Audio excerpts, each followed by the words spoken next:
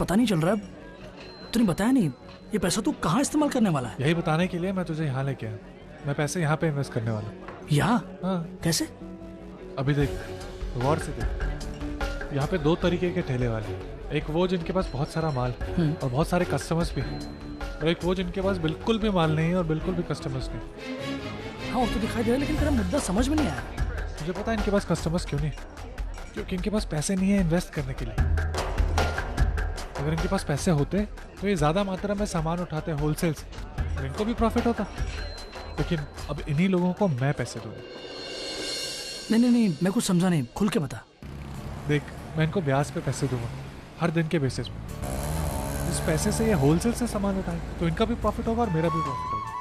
अरे लेकिन 10% ब्याज पर पैसे कैसे परवड़ेगा उनको? हमने 10% मंथली बेसिस पे उठाया है ना। हमको डेली बेसिस पे 2-3 जितने भी परसेंट ये दे पाएंगे उतने परसेंट पे देंगे। बात तो ठीक है, लेकिन दिया हुआ पैसा निकलवाना आसान चीज नहीं मानो। अगर अच्छी नीयत से देना तो पप्पा जरूर मदद करेंगे। वो सब तो ठीक है, लेकिन रिस्क है। रिस्क किस बिजनेस में नहीं। प्लान तो बढ़िया है मानव, इतना बढ़िया कि मुझे भी लालच हुआ है।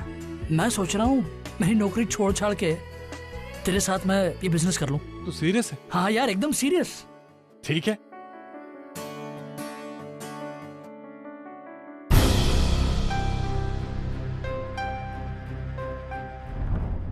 अर्चना, मैं माधुरी।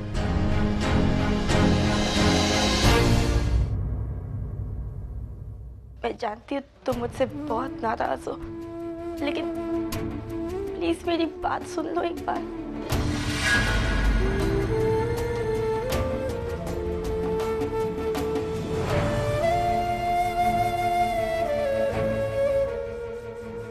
अर्चना, मैं जानती हूँ मुझसे गलती हुई है। आज मेरी वजह से वैशाली पे ये अन्याय हुआ है। धर्मेश की गलतियों को जानने के बावजूद मैं उन्हें आज तक बर्दाश्त करती आई। मजबूरी थी मेरी। शादी के कुछ ही दिनों बाद मेरे माता पिता चल बसे।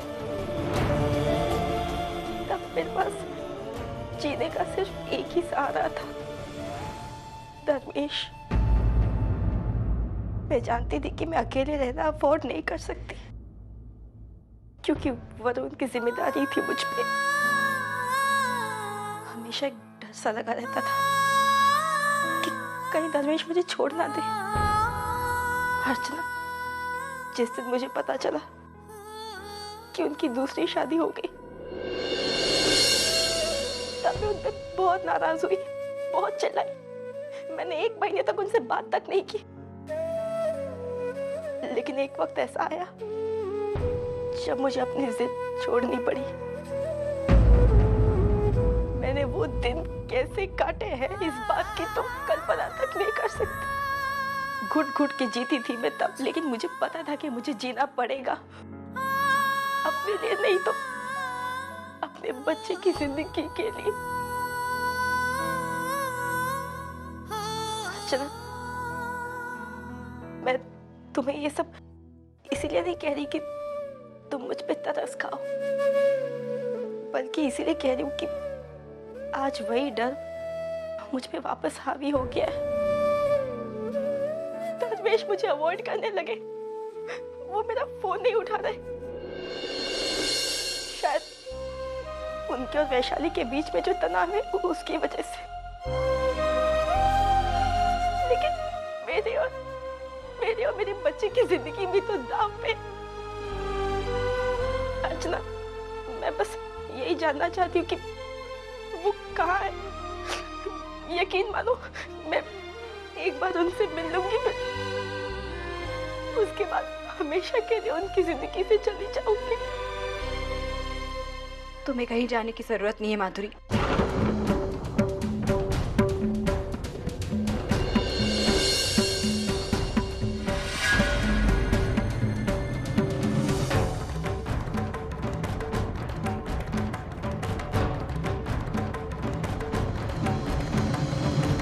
जाके अपने पति के साथ अपने पति के घर में रह सकती हूँ, क्योंकि मेरे जीते जी मैं उस घर में कभी कदम नहीं रखने वाली हूँ। वैशाली,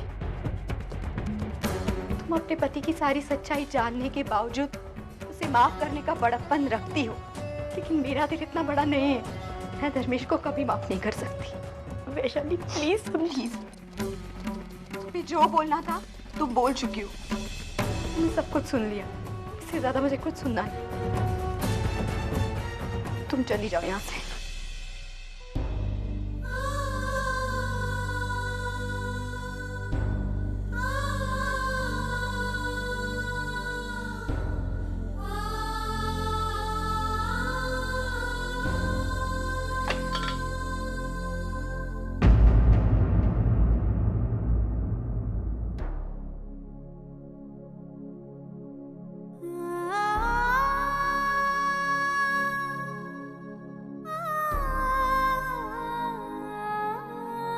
वैशु, तू फिर से रो रही है? हाँ?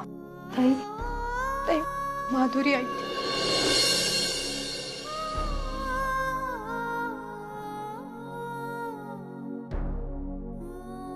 वैशु देख, शांत हो जा। इसमें तेरी कोई गलती नहीं है, और ना ही माधुरी की। लेकिन जिसकी गलती है उसे अपनी गलती का एहसास ही नहीं। और देख, माधुरी को तो मौका मिला था कि वो अपने सारे सवालों के जवाब मांगती, लेकिन वो ऐसा नहीं कर पाई। और तुझे तो पता ही नहीं था ना, मैंने तुझसे क्या कहा है वैशु, कि आज भले से तेरे साथ बुरा हो रहा है, लेकिन कल को तेरे साथ अच्छा जरूर होगा। और देखना, तेरी सारी मुसीबत का काल निकलेगा, सच्ची। तेरे पापा करे वैसे ही हो जैसे तू कह रही है। ऐसे ही होगा। अभी रोना बंद कर। तू एक काम क्यों नहीं करती? जा थोड़ी देर वर्षु के घर होकर, तेरा मन बहल जाएगा, है ना? नहीं ताई, मैं वर्षुदा के घर नहीं जाना चाहती। वर्षु, क्या बात है? आजकल जब भी मैं वर्षु का नाम लेती हूँ तो कुछ अलग ही हो जाती है। सब कुछ ठीक है ना? हाँ ताई, सब कुछ ठीक है। दरअसल तू जानती है ना मैं उससे कितनी जुड़ी हुई हूँ। मुझे ऐसा लगता है कहीं मैं उसके सामने आ जाऊंगी और मेरी जबान से कुछ निकल गया तो, और मैं अभी धर्मेश की सच्चाई उसे नहीं कहना चाहती हूँ, इसीलिए।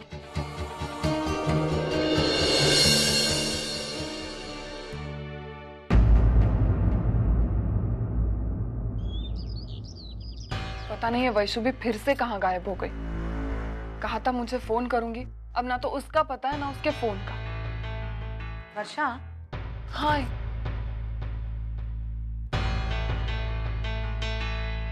क्या बात है? कुछ परेशान लग रही हो? हाँ, वो धर्मेश और वैशाली के बीच में कल रात को थोड़ी सी अनबन हो गई और ये गुस्से में आकर घर से चली गई। तो अब उसे समझाकर वापस लाना है, उसी चक्कर में। कुछ कहूँ मैं? हाँ। तुम आजकल की लड़कियों की ना ये मेजर प्रॉब्लम है। समझौता नाम की चीज से कोसों दूर हो तुम लोग। शायद इसी वजह से ना तो तुम्हारे ससुराल वालों से बनती है, ना ही तुम्हारे पति से।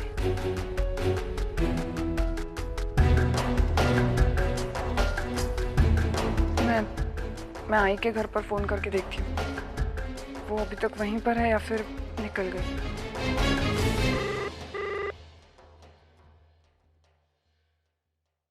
हेलो हेलो बहिनी, वर्षा बोल रही हूँ। आप प्लीज वैशु को फोन देंगी? वैशु को? लेकिन वर्षा, वैशु तो यहाँ पर नहीं है। मतलब कहाँ गई वो? कहाँ गई से क्या मतलब? अरे तू ये बात मुझसे क्यों पूछ रही है? वो यहाँ थोड़ी है जो मैं बता सकती हूँ। वो तो अपने घर पर है, तो वहीं से कहीं गई होगी ना। बहिनी, वो कल रात को वहीं पर थी ना? कल रात को? नहीं।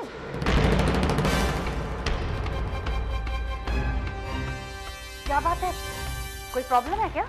हाँ, नहीं भाई नहीं, कोई प्रॉब्लम नहीं है, मैं आपसे बाद में बात करती हूँ। वर्षा, कुछ न कुछ प्रॉब्लम तो जरूर है। चल मंजू, लग जा अपने काम पर। वैशु आई के घर गई ही नहीं, फिर धर्मेश ने और उसने मुझसे झूठ क्यों बोला? और अगर वैशु आई के घर गई ही नहीं है तो फिर वो है कहाँ? अच्छी है बुरी है जैसी भी है, लेकिन ये वर्षा की जिंदगी की सबसे बड़ी सच्चाई है और इसे जानने का पूरा हक है उसे। मैं उससे ये सच्चाई छुपा करके बहुत बड़ा अन्याय कर रहा हूँ उसके साथ में, लेकिन मुझ में इतनी हिम्मत भी नहीं की मैं जाकर उसे सब कुछ सच बता सकता। सर मैं अंदर आ सकता हूँ? हाँ राजेश आओ ना। Thank you sir. सर ये लीजिए प्रसाद।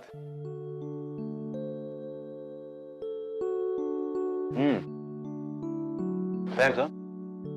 ये क्या बात है, बड़े खुश लग रहे हो? हाँ सर, मैंने माता रानी से मन्नत मांगी थी, अगर उन्होंने मेरी दुआ कबूल कर ली तो मैं उनके दर पे 101 नारियल का तोरण चढ़ाऊंगा।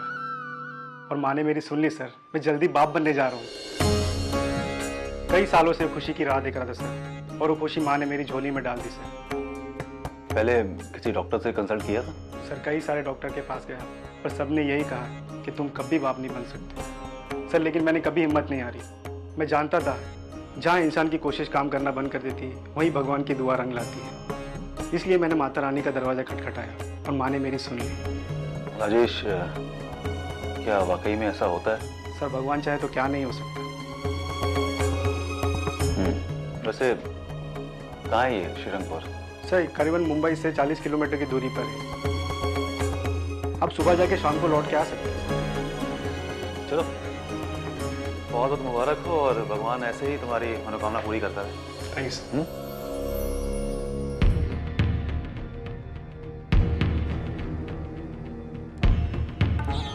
वर्षा, तुम्हारी बात हुई वैशु से? क्या कहा उसने? कब आ रही हो? उसकी नाराजगी दूर हुई या नहीं? क्या हुआ? तुम मुझे ऐसे क्यों देख रही हो? तुमने झूठ बोला मुझसे। झूठ? वैशु आई के घर पर गई नहीं। तुमने झूठ बोला और वैशु ने तुम्हारा साथ दिया। मुझे इतना तक बताना जरूरी नहीं समझा कि वो गई कहां पर है। धर्मेश ये सब क्या हो रहा है? कहां गई है वैशु? पता नहीं, मुझे तो यही कहकर गई थी कि सुलोचना आई के घर जा रही है। अब मुझे नहीं पता कहां पर है।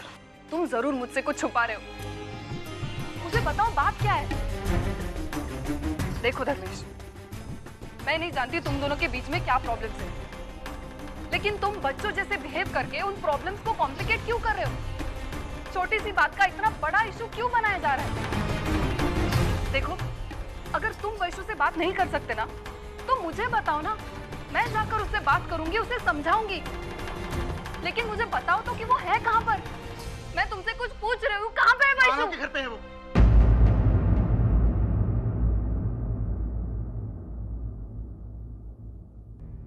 मानव के घर पे? वैशु वहां पर क्या कर रही है?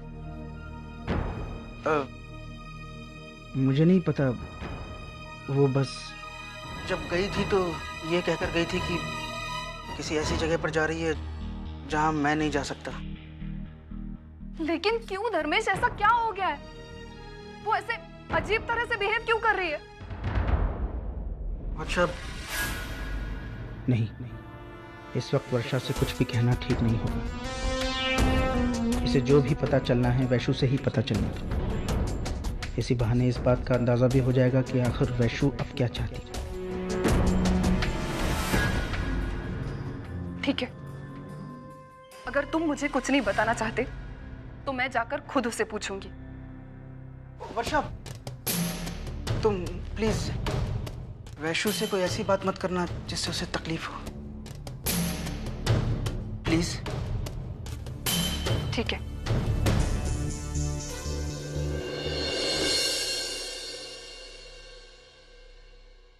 अरे आई। हाँ, एक मिनट, मुझे आपसे कुछ बात करनी थी।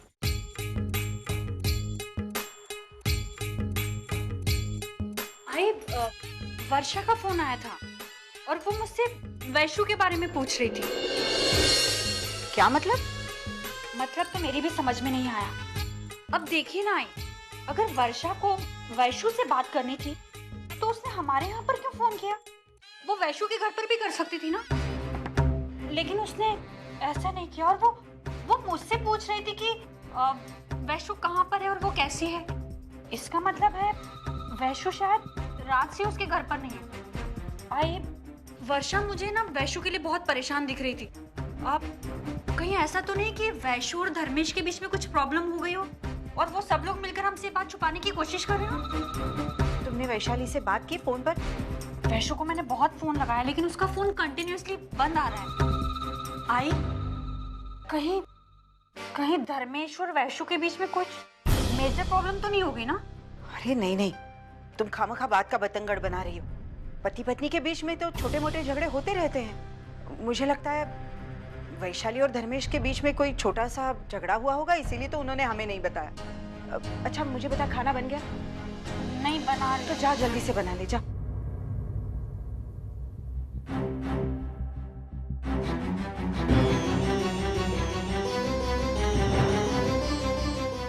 वैसे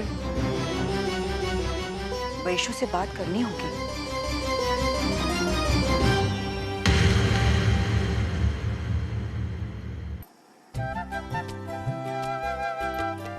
ताई, मुझे भी कुछ काम करने देना। कब से तुम ही सारा काम करे जा रही। अरे वैशु, तुझे काम करने की क्या जरूरत है? तो तुझे पता है ना तेरी ताई को खाना बनाना कितना अच्छा लगता है, और जब वो मानव के लिए बनाना हो ना तो और अच्छा लगता है। ताई, एक बात पूछूं? तूने और जीजू ने मुझे माफ कर दिया ना? फिर से वही बात? प्लीज हो सके तो मुझे माफ कर दे। ना बुरा व्यवहार किया है ना मैंने तुम दोनों के साथ। पता नहीं मुझे क्या हो गया था, इतनी बुरी तरीके से कैसे पेश आ सकती हूँ ताई। अनु जीजू बहुत अच्छे इंसान है और तेरा उनके साथ शादी करने का डिसीजन बिल्कुल सही डिसीजन है। देखना, आज तेरे पास पैसे नहीं है तो क्या हुआ, लेकिन तेरे पास बाकी सब कुछ है। प्यार करने वाला पति है, और मेरे पास सब कुछ होने के बावजूद आज मेरे हाथ खाली है ताई। मैं तेरे लिए बहुत खुश हूँ ताई। वैशु, अरे वर्षु, अंदर आ। दरवाजे पर क्यों खड़ी है? ताई एक मिनट, मैं वैशु से बात करने आई। वैशु, तू प्लीज बाहर। वैशु बाहर नहीं आई। अगर तुझे वैशु से बात करनी तो अंदर आके बात कर।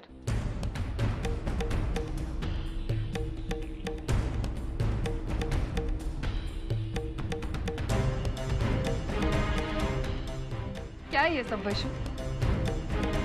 और ये क्या हाल बना के रखा है? तू इतनी लापरवाह कैसे हो गई? मैं मानती हूँ तेरा धर्मेश के साथ झगड़ा हुआ, लेकिन इसका मतलब ये तो नहीं ना कि बिना किसी को बताए तू ऐसे ही गायब हो जाए।